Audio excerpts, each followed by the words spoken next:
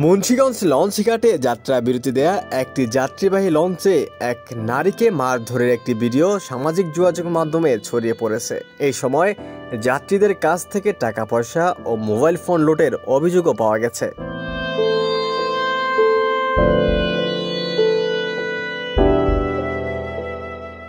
ছড়িয়ে পড়া ভিডিওতে দেখা গেছে সাদা রঙের পোশাক পরিহিত এক তরুণীকে লঞ্চের একেবারে সামনের অংশে নিয়ে লাঠি সদৃশ বস্তু দিয়ে পেটাচ্ছেন এক যুবক।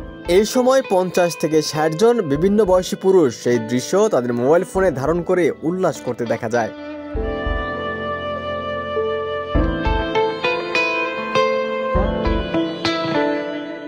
পরে জানা যায় মারধরকারী যুবকের নাম নেহাল আহমেদ জিসান।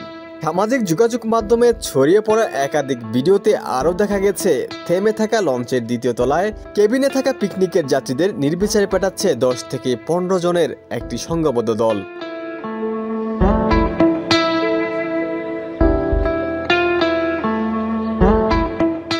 এই সময় তারা লঞ্চের কেবিনগুলোতে তল্লাশি চালাচ্ছে এবং দরজা ভাঙার চেষ্টা করছে। খোঁজ নিয়ে জানা গেছে এমভি ক্যাপ্টেন নামের লঞ্চটিতে পিকনিকের উদ্দেশ্যে আসা অন্তত 6 যাত্রী মারধরে আহত হয়েছেন। এর মধ্যে 2 জন তরুণী, তবে তাদের নাম পরিচয় জানা যায়নি।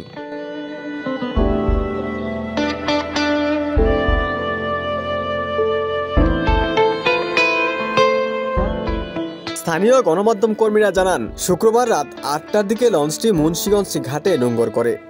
রাত 9:30টার দিকে ভাঙচুরের খবর পেয়ে তারা সেখানে যান। পরে ভেতরে ঢুকে বেশ কিছু দৃশ্য মোবাইল ফোনে ধারণ করেন এবং মারধরের শিকার তরুণীর সঙ্গে কথা বলে ফিরে আসেন। ঘটনাস্থলে ছিলেন এমন একজন সাংবাদিক জানান, ঢাকা লালমোহন রুটের লঞ্চটি প্রায় 300 যাত্রী নিয়ে ঢাকা যাচ্ছিল। লঞ্চটির দ্বিতীয় তলায় বেশ কয়েকটি কেবিনে 20 থেকে 25 জন নারী পুরুষ ছিলেন। তারা ঢাকা থেকে এসে পিকনিক করে ওই লঞ্চেই কেবিন ভাড়া করে রাতে বাড়ি ফিরছিলেন বলে জানিয়েছেন।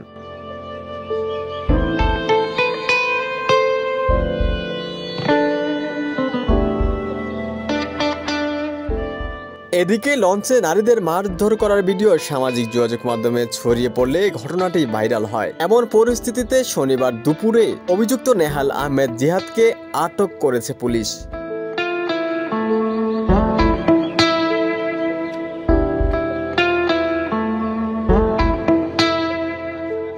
ওমর ফারুক, ঢাকা প্রকাশ।